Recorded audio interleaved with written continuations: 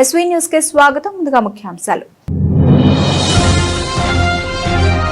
Iran లో సైనిక చర్యల ముగింపుపై ట్రంప్ కీలక ప్రకటన. మరో 2-3 వారాల్లో సైనిక కార్యకలాపాలను ముగిస్తామని స్పష్టీకరణ.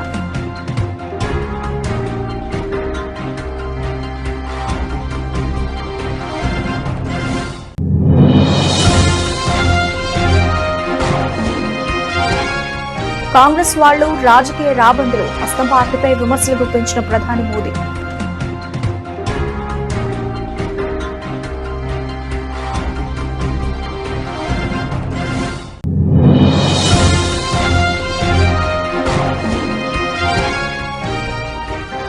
అల్లర్లకు మెజారిటీ ప్రజలను బాధ్యులను చేయడమే కాంగ్రెస్ లక్ష్యమన్న ప్రధాని మోదీ. వారివి బుజ్జగింపు, ఓటు బ్యాంక్ రాజకీయాలు అని విమర్శ.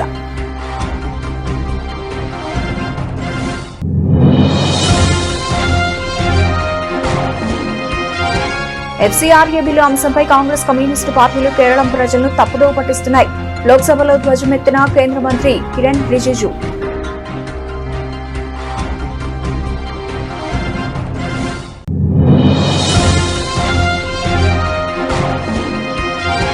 ట్యాంక్ బండ్ శివకు ప్రభుత్వం తరఫున సాయం అందించిన రేవంత్ రెడ్డి, అతని కుమారుడు వేణుమాధవ్ కు హోంగార్డ్ ఉద్యోగ నియామక పత్రం అందజేసిన సీఎం.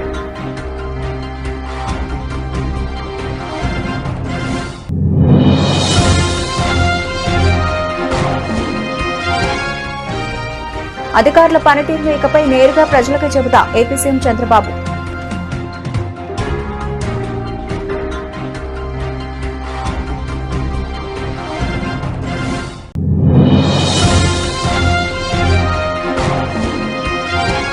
ప్రజాపాలన ప్రగతి ప్రణాళికలో భాగంగా ఏప్రిల్ 2వ తేదీ నుంచి గ్రామ సభలు నిర్వహించారు. జిల్లాల కలెక్టర్లను ఆదేశించిన డిప్యూటీ సీఎం భట్టి.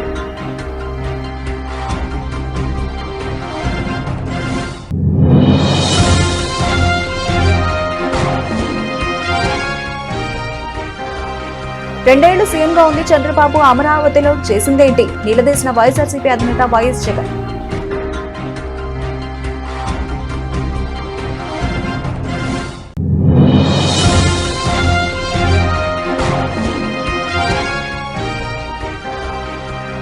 తెలంగాణ ప్రజల పక్షాన నిలబడినందుకు నన్ను టార్గెట్ చేశారు. అసెంబ్లీ ఘటనపై పాడి కౌశిక్ రెడ్డి.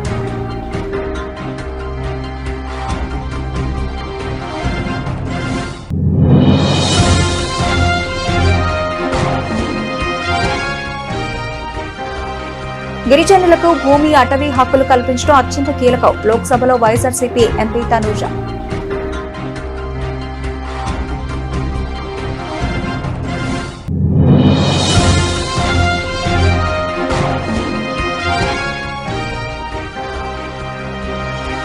పసిడి పరుగు 1,50,000 దాటిన ధర.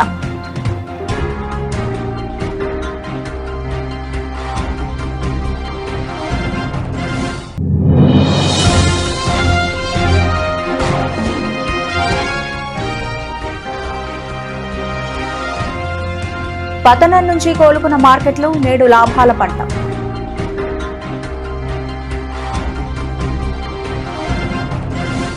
అమెరికా అధ్యక్షుడు డొనాల్డ్ ట్రంప్ ఇరాన్ విషయంలో కీలక ప్రకటన చేశారు. మరో 2-3 వారాల్లో ఇరాన్లోని అమెరికా సైనిక కార్యకలాపాలను ముగిస్తామని ఆయన స్పష్టం చేశారు. ఇరాన్ అధికారులతో చర్చలు కొనసాగిస్తూనే వైమానిక దాడులను కొనసాగిస్తున్న తరుణంలో ట్రంప్ ఈ వ్యాఖ్యలు చేయడం ప్రాధాన్యం సంతరించుకుంది. వైట్ హౌస్ లో జరిగిన ఒక కార్యక్రమంలో ట్రంప్ మాట్లాడారు. ఫిబ్రవరి 28న యుద్ధం ప్రారంభమైనప్పటి నుంచి పెరిగిన ఇంధన ధరల ప్రభావం గురించి విలేకరులు ప్రశ్నించగా, మేం ఇరాన్ను వీడితే చాలు, ధరలు అవే పడిపోతాయి. ఆ పని మేం త్వరలోనే చేయబోతున్నాం. మరో 2 వారాల్లో లేదా కొన్ని రోజులు అటు ఇటుగా ఈ పని పూర్తవుతుందని భావిస్తున్నానని ఆయన బదులిచ్చారు. I would say that within 2 weeks, maybe 3, we're hitting them very hard. Last night we knocked out tremendous amounts of missile-making facilities. As you probably read or wrote, we knocked out. Excuse me. Pardon me for interrupting. The U.S. will be gone or done with the war in 2 I think we're 2 or 3 weeks. Not 3 weeks. If it is we'll leave because there's no reason for us to do this. Look, problem with the Strait, a guy can take a mine, drop it in the water, and say, "Oh, it's unsafe." It's not like you're taking out an army or you're taking out a country or you. They can drop it, or you can take a machine gun from the shore and shoot a few bullets at a ship, or maybe an over-the-shoulder missile, small missiles. That's not for us. That'll be for France. That'll be for whoever's using the strait. But I think when we leave, probably that's all cleared up. Today I heard tremendous numbers of ships were sailing through. We're negotiating with them right now. They've been, again, we have had regime change. Now, regime change was not one of the things I had as a goal. I had one goal. They will have no nuclear weapon. And that goal has been attained. They will not have nuclear weapons. But we're finishing the job. And I think within maybe 2 weeks, maybe a couple of days longer to do the job. But we want to knock out every single thing they have. Now, it's possible that we'll make a deal before that, because we'll hit bridges, and we've hit some. We'll hit some bridges. We've got a couple of nice bridges in mind. But if they come to the table, that'll be good. But it doesn't matter whether they come or not. We've set them back. It'll take 15 to 20 years for them to rebuild what we've done to them. They have no Navy. They have no military. They have no Air Force. They have no telecommunications. They have no anti-aircraft systems. They have no leaders. You know, their leaders are all gone. That's why we have regime change. We have nice new leaders. దేశంపై పడకుండా సమర్థంగా ఎదుర్కొంటున్నామని ప్రధాని నరేంద్ర మోదీ అన్నారు. యుద్ధం కారణంగా ఇంధనం ధరలు పెరగకుండా నియంత్రిస్తున్నామని చెప్పారు. మంగళవారం గుజరాత్లోని వావధరాజ్ జిల్లా నాని గ్రామంలో జరిగిన సభలో ఆయన ప్రసంగించారు. యుద్ధం కారణంగా ప్రపంచంలోని అన్ని దేశాల్లో ఇంధనం ధరలు పెరగడంతో పాటు ఇతర సమస్యలు ఎదురయ్యాయని తెలిపారు. దేశంలో మాత్రం పెరిగిన ధరల భారాన్ని కేంద్రమే భరిస్తోందని తెలిపారు. గ్యాస్, చమురుకు కొరత రాకుండా చూస్తోందని పేర్కొన్నారు.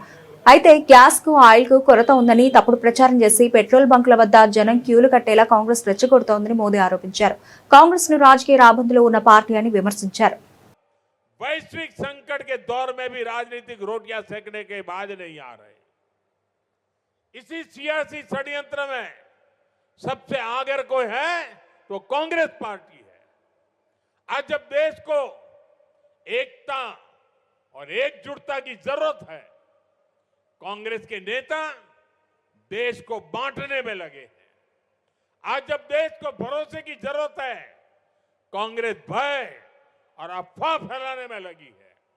आज जब देश को संयम की जरूरत है, कांग्रेस लोगों को उकसाने में जुटी है। राजनीतिक गिद्धों की तरह कांग्रेस इंतजार में है कि कब देश परेशानी बढ़े और उसके बहाने उनको सियासी फायदा मिले।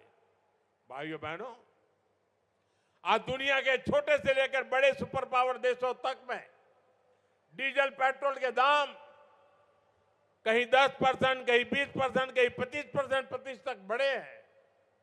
लेकिन भारत इसका असर देश की जनता पर नहीं पड़ने दे रहा है। कांग्रेस को सहन नहीं हो रहा, इसलिए वो लगातार अफवाहें फैला रही है ताकि देश पे डर का माहौल बने और लोग पेट्रोल पंपों और गैस एजेंसियों पर लाइन लगाकर खड़े हो, अव्यवस्था फैल जाए। उसे लेकर ये लोग दुष्प्रचार करें, ये इनकी मंशा है। साथियों, सत्ता से दूरी कांग्रेस पार्टी को बौखला कर देती है। अभी दिल्ली में हुई ग्लोबल एआई समिट में भी आपने देखा है, दुनिया भर के मेहमान यहां थे। दिल्ली की एआई समिट की पूरे विश्व में प्रशंसा हो रही थी, लेकिन कैसे विरोध के लिए कांग्रेस के लोगों ने अपने कपड़े तक फाड़ दिए। ఒక కొత్త ప్రమాదకరమైన చట్టాన్ని తీసుకురావడం గురించి అస్సాం కాంగ్రెస్ నాయకులు మాట్లాడుతున్నారని ప్రధాని నరేంద్ర మోదీ అన్నారు. అస్సాంలోని గోగాముఖ్ ఎన్నికల ర్యాలీలో ప్రధాని మోదీ మాట్లాడుతూ 2014 ఎన్నికలకు ముందు కాంగ్రెస్ మతహింస నిరోధక బిల్లును తీసుకురావడానికి ప్రయత్నించిందని ప్రధాని చెప్పుకొచ్చారు. దాని లక్ష్యం బుజ్జగింపు ఓటు బ్యాంక్ రాజకీయాలని విమర్శించారు. అల్లర్లకు మెజార్టీ ప్రజలను బాధ్యులను చేయడమే దాని ఉద్దేశమన్నారు. అది ఒక మత ప్రేరేపిత బిల్లు, అందుకే బీజేపీ ఎన్డీఏ ఆ బిల్లును ఆమోదించనివ్వలేదని మోదీ స్పష్టం చేశారు. साथियों, आपने कांग्रेस के कुशासन से असम को मुक्त किया है, लेकिन आपको बहुत सतर्क रहना है। कांग्रेस अब एक अलग ही खेल खेलने में जुटी है। असम कांग्रेस के नेता एक खतरनाक कानून बनाने की बात कर रहे हैं। आखिर ये खतरनाक कानून क्या है? आज असम की जनता के सामने कांग्रेस की इस चाल का पर्दाफाश करना चाहता हूं। साथियों, 2014 के चुनाव से पहले कांग्रेस की केंद्र सरकार ने एक कम्युनल वायलेंस कानून बनाने का प्रयास किया था। इसका मकसद था अपने पक्के वोट बैंक का तुष्टीकरण। इस बिल में बहुसंख्यकों को दंगे के लिए जिम्मेदार माना गया था। बहुसंख्यक लोग गुनहगार माने गए थे और धार्मिक अल्पसंख्यकों को हमेशा के लिए पीड़ित माना गया था। ये बिल अपने आप में सांप्रदायिक था, इसलिए बीजेपी एनडीए ने संसद में ये कानून नहीं बनने दिया। जी भर के हम लड़ाई लड़े। ये कानून अगर बन जाता और कांग्रेस की सरकार अगर बनी रहती तो देश के बहुसंख्यक समाज का कितना शोषण होता, इसकी आप कल्पना कर सकते हैं। बाबा साहब आंबेडकर ने जो संविधान बनाया, उस संविधान के पीठ में छुरा भोंकने का एक खेल चल रहा था। లోక్సభలో ఎఫ్సీఆర్ఏ బిల్లు అంశంపై కాంగ్రెస్ కమ్యూనిస్ట్ పార్టీలు కేరళ ప్రజలు తప్పుదోవ పట్టిస్తున్నాయని కేంద్ర మంత్రి కిరణ్ రిజిజు ఆరోపించారు. ఈ విషయమై ఆయన మాట్లాడుతూ కేవలం రాజకీయ లబ్ధి కోసమే ప్రజలు తప్పుదోవ పట్టిస్తున్నారని మండిపడ్డారు. వారికి ప్రజల ప్రయోజనాల కంటే స్వప్రయోజనాలు ముఖ్యమని విమర్శించారు.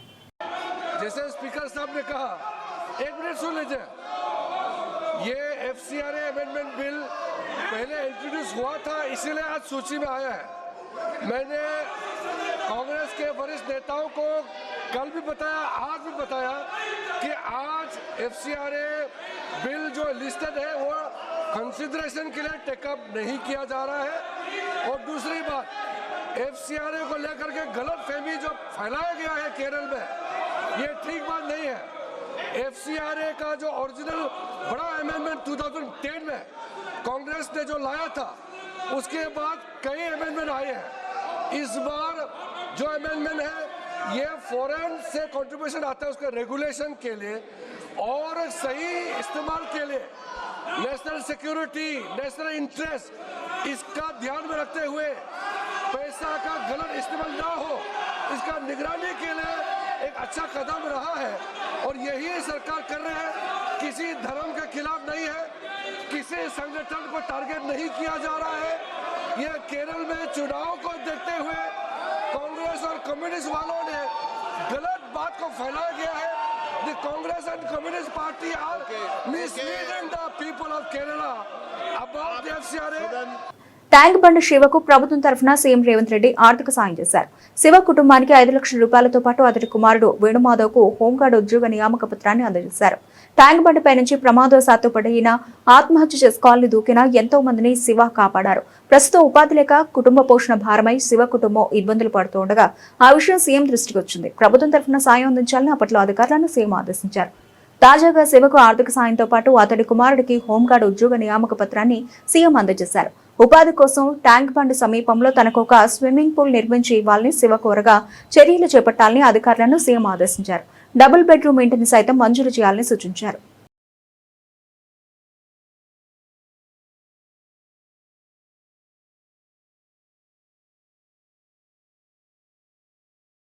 పరిపాలనలో ఎలాంటి లోపాలు, అధికారుల పనితీరులో ఎలాంటి లోటుపాట్లు ఉండకూడదని ఏపీ ముఖ్యమంత్రి చంద్రబాబు నాయుడు స్పష్టం చేశారు. ఇకపై ఉన్నత స్థాయి ఉద్యోగులు మొదలుకొని క్షేత్రస్థాయిలో పనిచేసే ఉద్యోగులందరి పనితీరును ఎప్పటికప్పుడు బేరీజు వేస్తామని చెప్పారు.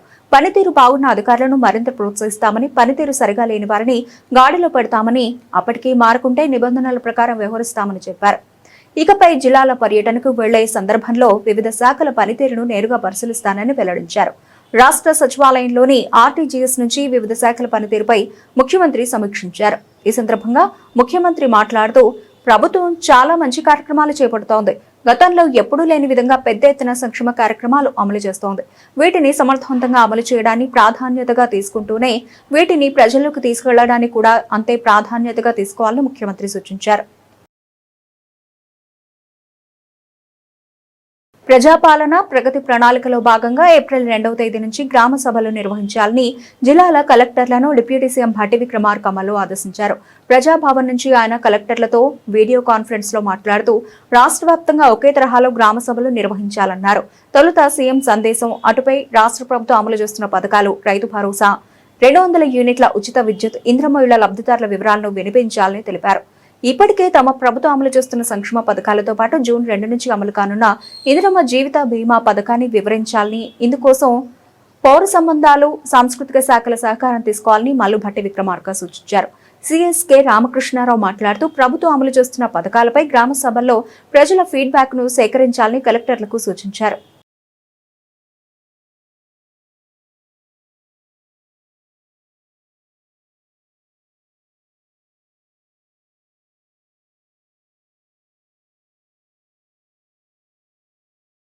అమరావతిపై ప్రజలకు వాస్తవాలు తెలియజేయాలని వైఎస్ఆర్సీపీ అధినేత వైఎస్ జగన్ అన్నారు. రాజ్యాంగంలో ఎక్కడా రాజధాని అనే పదం ఉందా అని ప్రశ్నించారు. 7 ఏళ్లు సీఎంగా ఉండి చంద్రబాబు అమరావతిలో చేసిందేంటి? భూములిచ్చిన రైతుల హామీలు నెరవేర్చారా అని వైఎస్ జగన్ అడిగారు. వైఎస్ఆర్సీపీ అధినేత వైఎస్ జగన్ తాడేపల్లిలో మీడియా సమావేశంలో మాట్లాడుతూ శాసనసభలో అమరావతిపై తీర్మానం ఒక డ్రామా, రాజధానిపై అసెంబ్లీలో తీర్మానం అవసరం లేదని స్వయంగా మంత్రి పార్థసారథి చెప్పారు. రాజ్యాంగంలో ఎక్కడా రాజధాని అనే పదం లేదు. చంద్రబాబు దృష్టిలో పాలన అంటే దోపిడీ, అవినీతి. చంద్రబాబు సీఎంగా ఉండడం ఏపీ ప్రజల దురదృష్టం అని విమర్శించారు. రాష్ట్రంలో ఏ ప్రాంతానికి వైఎస్ఆర్సీపీ వ్యతిరేకం కాదు. చట్టసభల్లో భాగమైన కౌన్సిల్ చర్చ లేదు. కౌన్సిల్ సభ్యులు అవినీతిని బయటపడతారని బాబు భయం. సభలు చట్టాలు చేస్తాయి, సవరణలు చేయగలుగుతాయి అంటూ వ్యాఖ్యానించారు. నిజంగా చంద్రబాబు నాయుడు గారి వంటి వ్యక్తి రాష్ట్ర ముఖ్యమంత్రిగా ఉండడం నిజంగా ఆంధ్ర రాష్ట్ర ప్రజలు చేసుకున్న దురదృష్టం. ఎందుకంటే ఈ మనిషికి చిత్తశుద్ధి లేదు, ఈ మనిషికి నిజాయితీ అంతకన్నా లేదు. పరిపాలన అంటే చంద్రబాబు నాయుడు గారి దృష్టిలో అది కేవలం దోపిడీ చేయడానికి, అవినీతిని చేయడానికి మాత్రమే తన దృష్టిలో పరిపాలన అంటే. రకరకాలుగా ఈ పద్ధతుల్లో దోపిడీ చేసే కార్యక్రమంలో భాగంగా దానికి రకరకాలుగా పేర్లు పెడతాడు, రకరకాలుగా దాని చుట్టూ డ్రామాలు అల్లుతాడు. విజన్ అంటాడు, సంపద సృష్టి అంటాడు. ఇలా రకరకాలుగా కొత్త కొత్త పేర్లు పెడతాడు. పేర్లు పెట్టి టాపిక్లు డైవర్ట్ చేస్తూ, స్కాములు చేస్తూ దోచేసే ప్రయత్నాలు చేస్తూ ఉంటాడు. అమరావతిలో గత వారం జరిగిన తీర్మానంలో కూడా, శాసనసభలో తీర్మానంలో కూడా, ఆ డ్రామాలో కూడా ఇవే మనకు కనిపిస్తాయి. ప్రజలను పక్కదోవ పట్టించడం, ఆ పక్కదోవ పట్టించే కార్యక్రమంలో తన దోపిడీకి స్టాంప్ వేసుకోవడం, తన దోపిడీ నుంచి డ్రామాను డైవర్ట్ చేస్తూ ప్రజలను పక్కదోవ పట్టించే కార్యక్రమం. నిజంగా రాజధాని మీద అసెంబ్లీలో తీర్మానమే అవసరం లేదు అని రాష్ట్రంలో జరిగే మైనింగ్ స్కామ్ ను హరీష్ రావు అసెంబ్లీలో ఆధారాలతో సహా బయటపెట్టారని హుజురాబాద్ ఎమ్మెల్యే పాడి కౌశిక్ రెడ్డి తెలిపారు. మైనింగ్ స్కామ్ మీద హౌస్ కమిటీ వేయాలని డిమాండ్ చేశామని పేర్కొన్నారు. హౌస్ కమిటీ వేయడానికి సీఎం రేవంత్ రెడ్డికి ఏం సమస్య అని ప్రశ్నించారు. హైదరాబాద్ లోని తెలంగాణ భవన్ లో పాడి కౌశిక్ రెడ్డి మీడియాతో మాట్లాడుతూ దీనిపై సిఐడి ఎంక్వైరీ వేస్తామని ప్రభుత్వం చెబుతోందని, మంత్రి మీద సిఐడి ఎంక్వైరీ వేస్తే న్యాయం ఎలా జరుగుతుందని ఆయన ప్రశ్నించారు. మంత్రిని సిఐడి అధికారులు ప్రశ్నించే అవకాశం ఉంటుందని పాడి కౌశిక్ రెడ్డి అడిగారు. అందుకే పొంగులేటి శ్రీనివాసరెడ్డిని మంత్రి పదవికి రాజీనామా చేయాలని డిమాండ్ చేశామని తెలిపారు. అయితే దానం నాగేందర్ కడియం శ్రీహరితో ముఖ్యమంత్రి మాట్లాడించారని చెప్పారు. దానం నాగేందర్ నోటికొచ్చినట్లు మాట్లాడి బెదిరించారని తెలిపారు. ఇలా హుజురాబాద్లో పట్టణంలో డంపింగ్ యార్డ్ పెడతా ఉన్నారు. ఎట్టు పరిస్థితిలో ఆ డంపింగ్ యార్డు హుజురాబాద్లో పెట్టడానికి వీల్లేదు అని నేను డిమాండ్ చేస్తున్నాను కదా. అసెంబ్లీ సాక్షిగా నేను డిమాండ్ చేసిన. ఏప్రిల్ 4th నాడు నేను ఈ డంపింగ్ యార్డ్ మీద హుజురాబాద్లో పెద్ద ఎత్తున ప్రోగ్రాం పెట్టుకుందామని నేను ప్లాన్ చేసుకుంటే నాకు సిఐడి నోటీసులు పంపిస్తారు. 4th రోజు నువ్వు ఖచ్చితంగా ఈ సిఐడి ఆఫీస్కి నువ్వు వచ్చి అటెండ్ కావాలి ఎంక్వైరీ.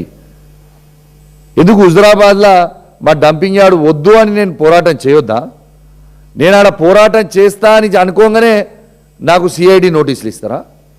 4th కాకపోతే 5th ఇవ్వాల్సింది, 6th.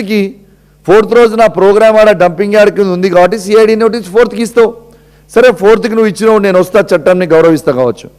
నేను 5th రోజు, 6th రోజు, 7th రోజు పెట్టుకుంటా. ఎట్లా ఆపగలుగుతావు? దీనికోసం నువ్వు ఆపుతావా? అసలు డంపింగ్ యార్డ్ అనేది మా హుజరాబాద్లో ఎందుకు పెట్టాలి అంటే కరీంనగర్లో ఉన్న చెత్తంతా, హనంకొండ, వరంగల్లో ఉన్న చెత్తంతా అది తీసుకొచ్చి హుజరాబాద్లో పెడతారా? మడికొండలో ఉన్న ప్లాంట్ని తీసుకొచ్చి హుజరాబాద్లో ఎందుకు పెడతారు మీరు? ఎవరు చేయమన్నారు హుజరాబాద్లో? మేము ఎట్టు పరిస్థితిలో హుజరాబాద్లో డంపింగ్ యార్డు ఈ కాంగ్రెస్ ప్రభుత్వం పెడుతుందంటే మాత్రం ఊకునే ప్రసక్తే లేదు. గిరిజన ప్రాంతాల అభివృద్ధి కేవలం ప్రణాళికలకే పరిమితం కాకుండా బలమైన పునాదులపై ఆధారపడి ఉండాలని అరకు పార్లమెంటు సభ్యురాలు డాక్టర్ తనుజా వినయ్ అన్నారు. గిరిజన సమాజంలో ముఖ్య సమస్యలను గుర్తించి వాటి పరిష్కారంపై దృష్టి సారించాలని సూచించారు. గిరిజనులకు భూమి, అటవీ హక్కులు కల్పించడం అత్యంత కీలకమని పేర్కొన్నారు. అటవీ హక్కుల గుర్తింపు చట్టాన్ని పటిష్టంగా అమలు చేసి గిరిజనుల హక్కులను పరిరక్షించాలని కోరారు. ఉపాధి అవకాశాల పెంపు కోసం జీవో నంబర్ 3ను పునరుద్ధరించాలని సూచించారు. స్థానికీకరణ ద్వారా గిరిజన యువతకు 100% ఉపాధి అవకాశాలు కల్పించాలన్నారు. Thank you, madam.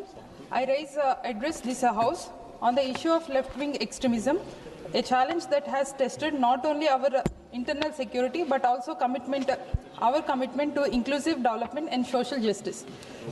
Let us very outset, I would like to submit that our objective must be clear and comprehensive. We must not only eliminate extremism but also eliminate the conditions that give rise to it. Madam, left-wing extremism cannot be seen in isolation, but it's not merely a law and order problem. It is deeply connected with the deprivation, underdevelopment, and lack of access to the basic governance, particularly in tribal and remote areas. Madam, there is no denying that the country has made significant progress. Violent incidents has reduced nearly 90% compared to the past. The geographical spread has been shrunk from 120 districts to around dozen today. Many previously inaccessible areas are now connected with the roads, telecoms, and banking services. This progress reflects a clear and consistent national approach that is combining security measures with the development initiatives. But, madam, if we are to achieve lasting solution, we must go deeper. In several affected areas, the communities have faced historical negligence. There have been concerns related to land rights, livelihood opportunities, and displacement. Access to education, healthcare, and justice delivery systems are still limited. These gaps create a sense of alienation, which gives the scope for exploitation in innocent tribes. Let us be clear, ma'am. Violence is never be justified, but is ignoring the underlying issues will only prolong the problem. Madam, our approach must rest on strong pillars of development. Let us focus on the rules. Bullion మార్కెట్లో బంగారం, వెండి ధరలు పరుగులు పెడుతున్నాయి. వరుసగా 3వ రోజు కూడా వాటి జోరు కొనసాగింది.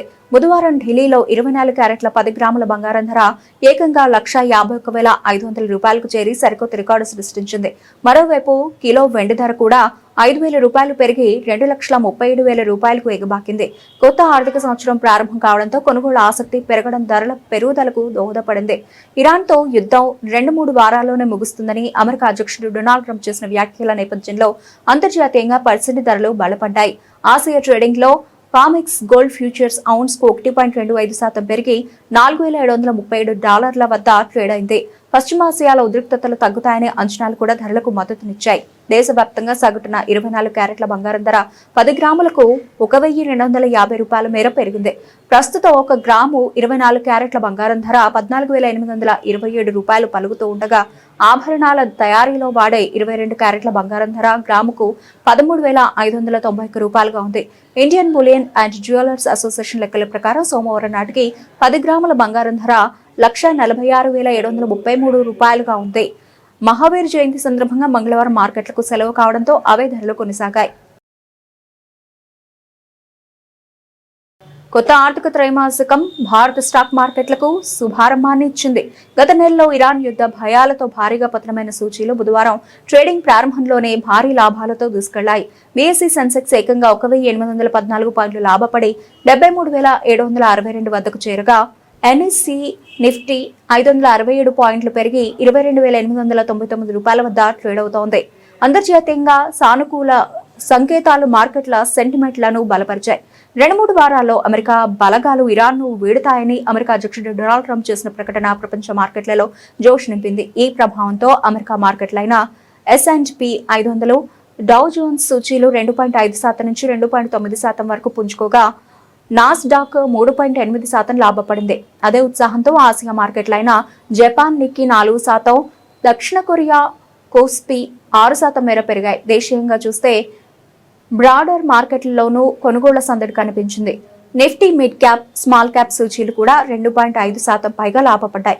మార్కెట్లలో భయాలను, అనిశ్చితిని సూచించే ఇండియా ఓలటాలిటీ ఇండెక్స్ 15% పడిపోయి 23.65కు చేరడం ట్రేడర్లకు ఊరటనిచ్చింది.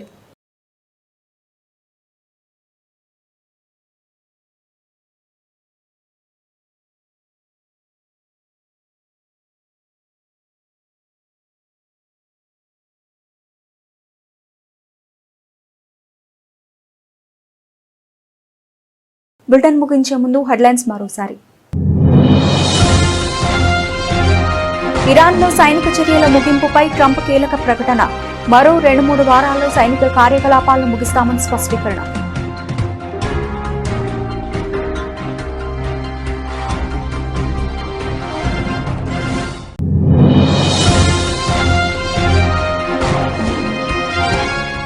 కాంగ్రెస్ వాళ్లు రాజకీయ రాబందులు, అస్తం పార్టీపై విమర్శలు గుప్పించిన ప్రధాని మోదీ.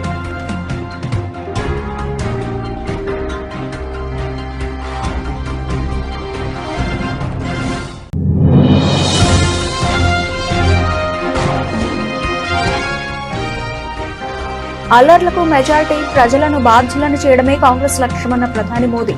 వారివి బుజ్జిగింపు, ఓటు బ్యాంక్ రాజకీయాలు అని విమర్శ.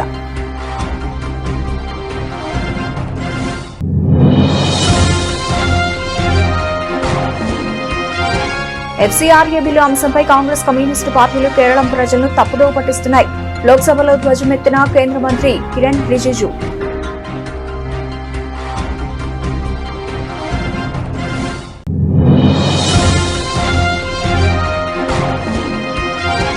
ట్యాంక్ బండ్ శివకు ప్రభుత్వం తరఫున సాయం అందించిన రేవంత్ రెడ్డి, అతని కుమారుడు వేణుమాధవ్కు హోంగార్డు ఉద్యోగ నియామక పత్రం అందజేసిన సీఎం.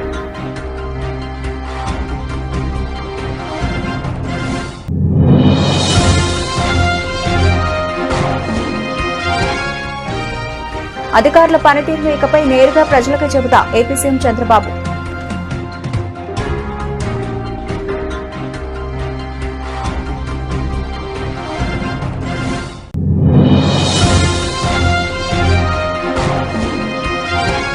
ప్రజాపాలన ప్రగతి ప్రణాళికలో భాగంగా ఏప్రిల్ 2వ తేదీ నుంచి గ్రామ సభలు నిర్వహించారు.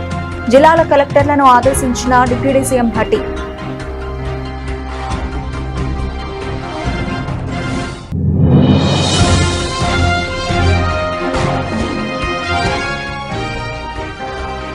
రెండేళ్లు సీఎంగా ఉండి చంద్రబాబు అమరావతిలో చేసిందేంటి నిలదీసిన వైఎస్ఆర్సీపీ అధినేత వైఎస్ జగన్.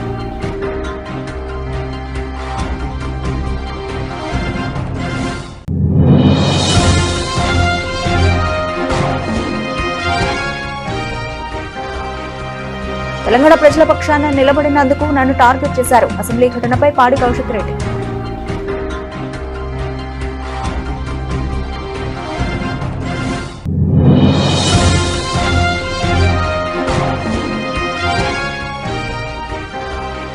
గిరిజనులకు భూమి, అటవీ హక్కులు కల్పించడం అత్యంత కీలకం. లోక్సభలో వైఎస్ఆర్సీపీ ఎంపీ తనూజ.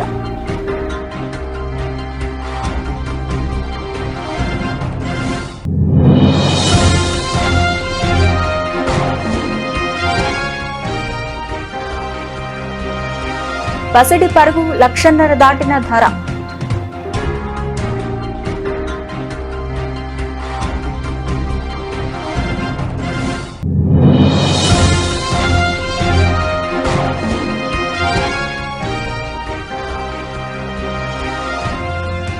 పతనం నుంచి కోలుకున్న మార్కెట్లు నేడు లాభాల పంట.